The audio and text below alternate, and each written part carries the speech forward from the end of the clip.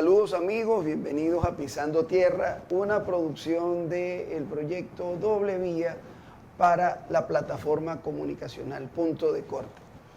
Hoy vamos a conversar con Mauro Zambrano, dirigente sindical del sector salud.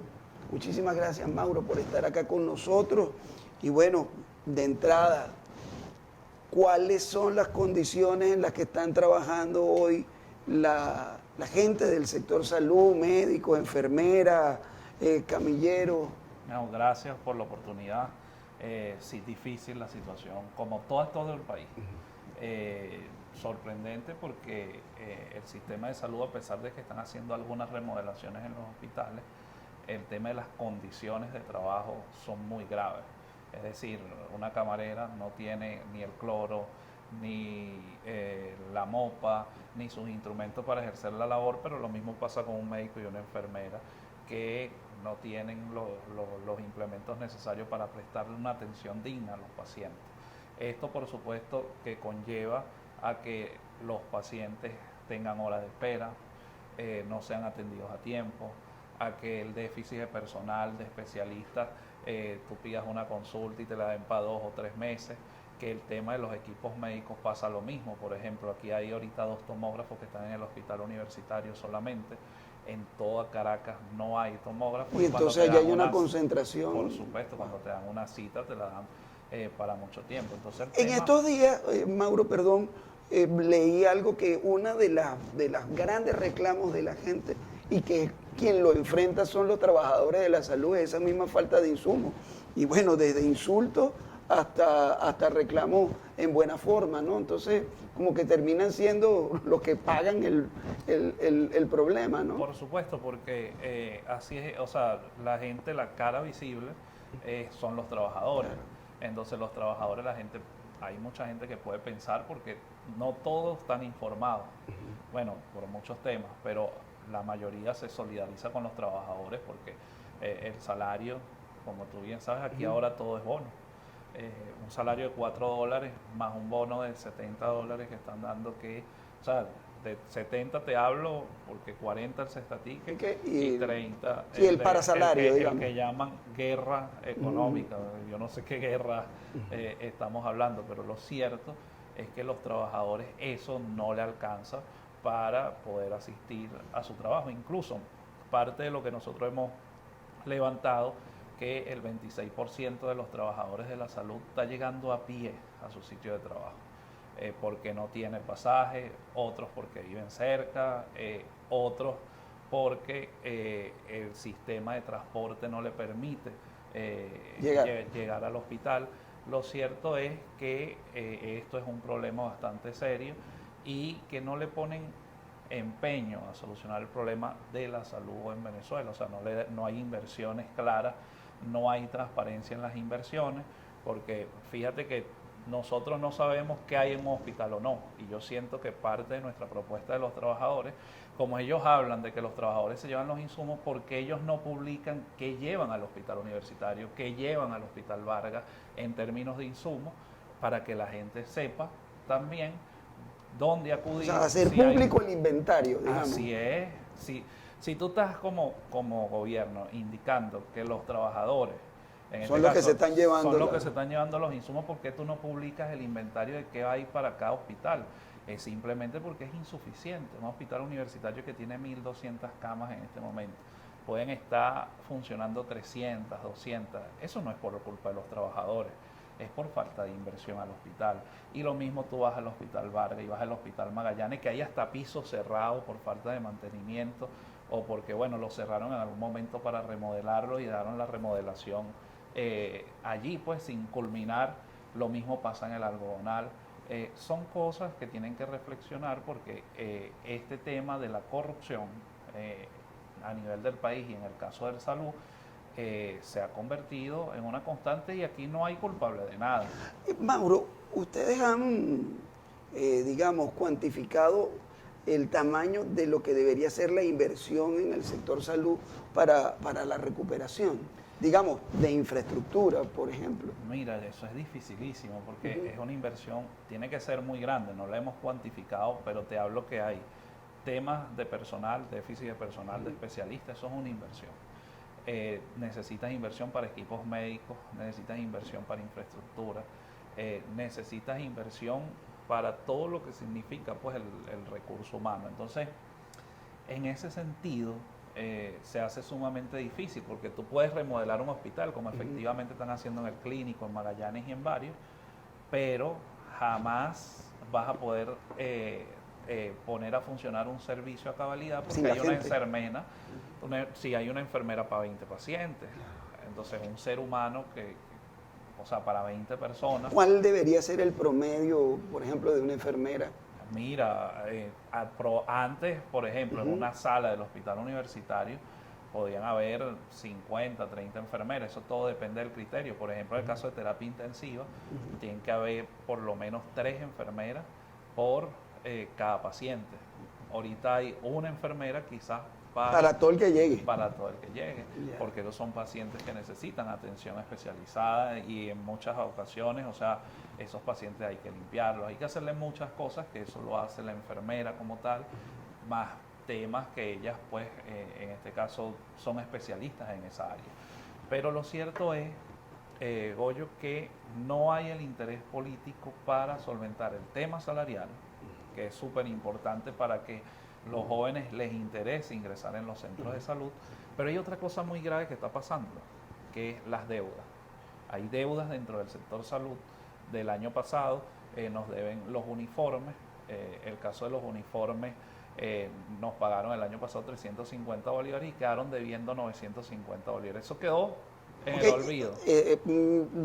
Ilumíname. Ajá. O sea, les tienen que hacer un pago por uniformes porque los enfermeros tienen que comprarse sus uniformes. Enfermeros, camilleros, médicos, obreros, o sea, es decir... ¿Y el presupuesto anual de esos uniformes cuánto es, para, por ejemplo, para un enfermero? Es que ese es el problema que tenemos. Por ejemplo, un uniforme en este momento, si el deber ser, debería estar cobrando un trabajador entre 250 y 300 dólares para poder comprar algunas cositas, pues, como quien dice, puntualmente. O sea, llevarse los buenos zapatos. Sí, unos pantalones, unos zapatos. ¿Y bueno, de cuánto es el presupuesto? Bueno, ese es el problema, que en el momento, el año pasado, sí eran 10 salarios mínimos. A 30 dólares eran 300 dólares que iba a cobrar el trabajador. Ellos esperaron que eso se devaluara para poder reconocer la deuda y pagarla en bolívares devaluados, que ahora, antes que eran 300 dólares, ahora son 30 dólares, o puede ser entre 35 y 38 dólares que nosotros hemos estimado. Entonces, esa situación por supuesto afecta, pero además tenemos otro problema, que es que aquí ahora están haciendo jubilaciones forzosas, tanto a los dirigentes sindicales como a la gente que tiene 20, 15 o 10 años. O sea, no les importa, el criterio de jubilación lo toma Ulises Rojas, que es el jefe de personal a nivel nacional. Él dice, bueno, tú no me caes bien, estás jubilado. Pero ¿y el déficit de personal que existe? Bueno, y entonces además sigue jubilando gente. Sí, jubilaron, eso como que no tiene sentido. Jubilaron a 20.000 personas en menos de un año. ¿Y cuánto es el déficit de personal que tiene en este momento el sector salud? Mira, podríamos estar hablando que todos los que han migrado a nivel del sector salud puede estar entre un 55 o un 60%. Y aún así entonces están jubilando gente. Están jubilando la gente que está dedicada a su hospital, que tiene sentido de pertenencia, que se quedó en la pandemia, porque imagínate, arriesgaron su vida estando en el hospital, se mantuvieron, todavía siguen allí y ahora lo quieren jubilar. El premio es que lo jubilan. Sí, pero con un salario a 4 dólares. ¿Por qué no subes el salario y después lo jubilas para que tengan unas prestaciones sociales dignas? Entonces es un problema que tenemos porque están aprovechando que el salario ahorita está a 4 dólares, y después ¿quién indexa a esos trabajadores? Nadie. Explícanos a nuestra audiencia el tema del salario. ¿Cuánto gana la enfermera de mayor rango? Eso va dependiendo, pero por ejemplo, vamos a hablar de los obreros, de la enfermera y del médico. No es mucho. O sea, los escalafones son, si una enfermera puede llegar a 10 dólares, No será de mucho. salario es mucho. No será mucho. Ajá, entonces, y el obrero puede llegar a 4 o 5 dólares, o sea, es El, decir, el de mayor calificación. sí, cuando hablamos de salario. De salario, sí, sí. Ahora, hay unos bonos que están dando que son compensatorios, pero el salario es muy poco. Ok. Y esto tiene como fin eliminar las prestaciones sociales. Yo siento que se han puesto de acuerdo tanto el gobierno como los empresarios para establecer una política de eliminar las prestaciones sociales. Ahorita, en la práctica, tú ves que toda empresa lo que cobra es bono. O sea, todo trabajador Sí, en el está país bonificado. está bonificado totalmente. O sea, en Venezuela en este momento no hay salario. Y eso hay que rescatarlo, tanto en lo público como en lo privado, porque las prestaciones sociales son un patrimonio familiar que se luchó durante muchísimo tiempo, una lucha de años del movimiento sindical, y que ahorita, a través de todas esas fragmentaciones que hay también, porque bueno, vemos muchas centrales en el país y esa fragmentación viene porque ninguna está electa por los trabajadores, que es parte del problema que tenemos.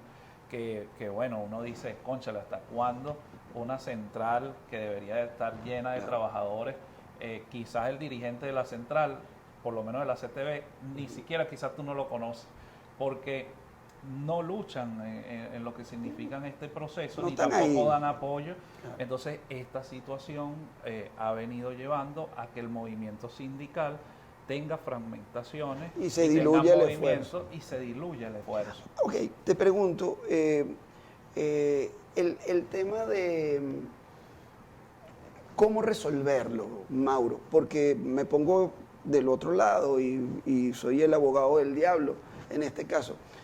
La situación económica complica la respuesta tanto del Estado como patrono y de los empresarios como patronos.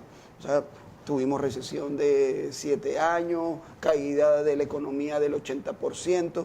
En este momento pareciera que las condiciones económicas no dan, digamos, la base para tener una respuesta a todos los pasivos laborales de las conquistas que en los años el sindicalismo venezolano, que los trabajadores venezolanos lograron. ¿Cuál sería una propuesta, digamos, transitoria para resolver el problema? Porque de facto pareciera que no es posible. Bueno, nosotros hemos visto que una de las propuestas y que nosotros hemos hecho es empezar a aceptar ayuda humanitaria, o sea, admitir la crisis. A pesar de que hay recuperación, todavía tú ves en los hospitales que hay una crisis profunda, porque llega un paciente, y eso es otra cosa, que la salud está privatizada prácticamente de facto, porque tú llegas a un hospital, está el recurso humano, pero tú tienes que llevarle todo para que ese recurso humano pueda hacer lo que tiene que hacer y su trabajo. Pues. Un paciente puede gastar 800, 1000, depende de la intervención quirúrgica, puede pasar de eso. Y hay gente que se le vence hasta los exámenes esperando. Pero con tu pregunta específica, por lo menos en el caso de la recesión económica, ahorita van a entrar 1.500 millones de dólares del nuevo banco de Portugal. Tienen que estar los trabajadores en ese plan. O sea, no puede ser que a pesar de que hemos pagado la crisis los trabajadores públicos, tú agarres ese ingreso y no le des prioridad a los trabajadores. Pero también tienes Chevron, que también está produciendo en el país. Es decir, tienes el oro. O sea, aquí hay recursos. El problema es que no priorizan los recursos. La plata hay. Plata para mí hay. Venezuela todavía es un país que tiene con qué. El problema es la priorización de esos recursos. O sea, un viaje ministerio que tiene el gobierno, eso es un gasto. O sea, camionetas desde viceministro, porque así como hay ministerios, hay un viaje viceministro ahora.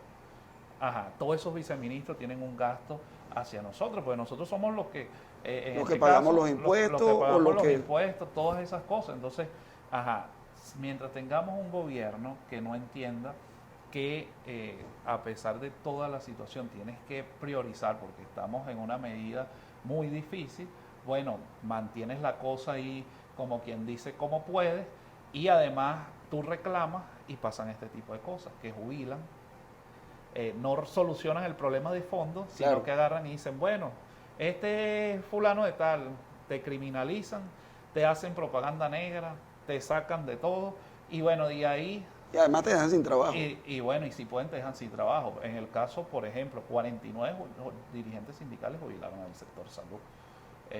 Bastante.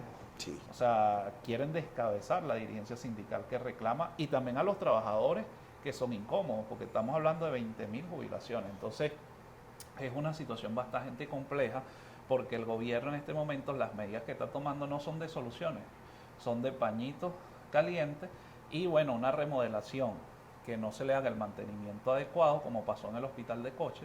El hospital de Coche lo remodelaron y quedó Pepito, pues como se dice. Pepito, quedó muy bien, porque hay que reconocerlo. Ajá, pero no le dan recursos al hospital ahora. Entonces ese hospital tú entras en la noche y la entrada parece un arbolito porque ya todos los luces LED, tú sabes cuando Claro. las luces LED se queman, Empiezan a fallar. empiezan y titilan. No se queman por completo, sino que titilan. Bueno, el hospital ahorita parece un arbolito, se titilan todas esas luces. Entonces tiene que haber una inversión y un mantenimiento, porque entonces, ¿quién pierde? Nosotros los venezolanos, porque una inversión que se hace, no se le hace el mantenimiento adecuado, se pierde la inversión y los pacientes no pueden tener la atención que ameritan. Para finalizar, Mauro, hablabas de la fragmentación del movimiento sindical. ¿Qué acciones están tomando desde, digamos, desde esas instancias de dirección en la que estás tú, en la que están otros dirigentes, para tratar de, digamos, cohesionar ese esfuerzo y que pueda terminar siendo mucho más eficiente a la hora del reclamo? Mira, yo siento que la dirigencia sindical en este país tiene que contarse como principio. No puede ser que porque el CNE o porque el Tribunal Supremo se meta en los procesos electorales, los dirigentes agarren eso como excusa para no hacer elecciones. O sea, las elecciones hay que hacerlas, así como lo hizo la FBM ahorita que hicieron su proceso en el sector educativo. Yo siento que las centrales sindicales crearon una sola central, eso es como principio. Democratizando, que la gente elija quién es su dirigente. Eso es simple y sencillo, o sea, la gente vote, no haciendo una cosa arreglada, es simplemente darle la participación tanto al trabajador público, al trabajador privado, y que bueno, queden los dirigentes que haya allí que quedar por la vía del voto. O sea, democratizar el movimiento sindical es súper importante para estos tiempos, para que nosotros como trabajadores podamos no solo elegir, sino tener dirigentes calificados que con fuerza, cuando llamen una movilización, los trabajadores respalden la movilización. Eso claro, es porque se sienten identificados con su liderazgo. Por supuesto, y parte del problema que tenemos es que la CTV tiene más de 20 años sin las elecciones, por ejemplo.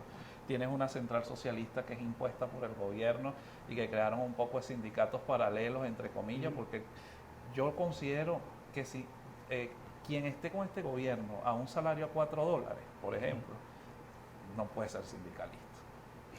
Porque un sindicalista se debe a los trabajadores. Y parte de eso es mi llamado hacia ellos. O sea, son $4 de salario.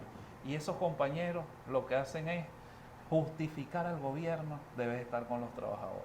Ahorita es el momento de estar con los trabajadores y si hay que contarse con ellos también.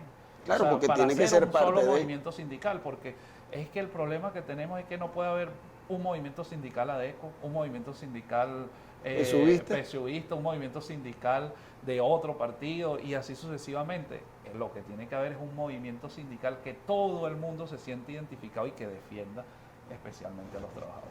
Las acciones en lo inmediato, ¿qué Mira, están pensando para tratar de resolver, por ejemplo, el tema salarial de los trabajadores de la salud? Nosotros seguimos protestando y un acto de resistencia es que una enfermera, que un trabajador permanezca en su puesto de trabajo con el salario que hoy existe. Seguimos en acciones. La semana pasada realizamos una movilización permanentemente. Hoy hay en el Clínico Universitario una protesta por el tema de las jubilaciones y el salario y todo lo que tiene que ver. Y así vamos a seguir haciendo en todos los sectores. Te recuerdo que ahorita el sector educación está pasando por una situación, pues están de vacaciones. Sí, claro. Entonces, y que se duda del regreso.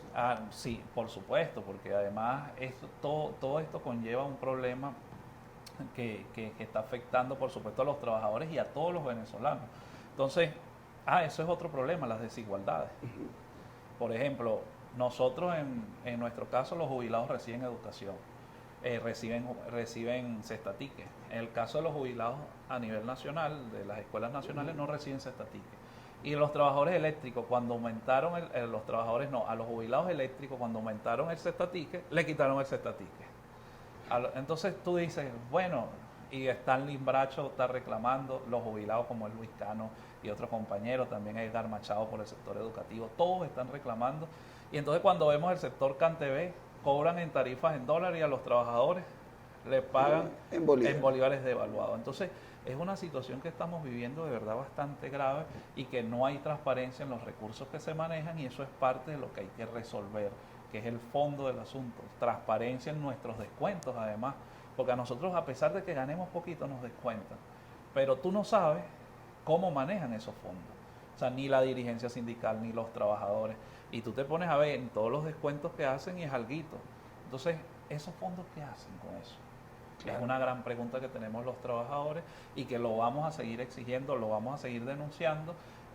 La semana que viene vamos a estar en los hospitales recorriendo, haciendo asambleas, y estoy seguro que el sector educación y los jubilados también, como todos los miércoles, hacen sus asambleas, se reúnen para seguir orientando la lucha. Yo siento que dentro de todo este propósito que viene es organizarnos bien los trabajadores, porque tenemos que ser participantes del cambio.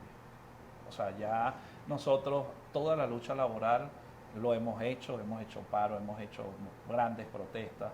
Ahora nos toca un rol fundamental en los trabajadores, que es organizarnos para organizar el país para que esto cambie.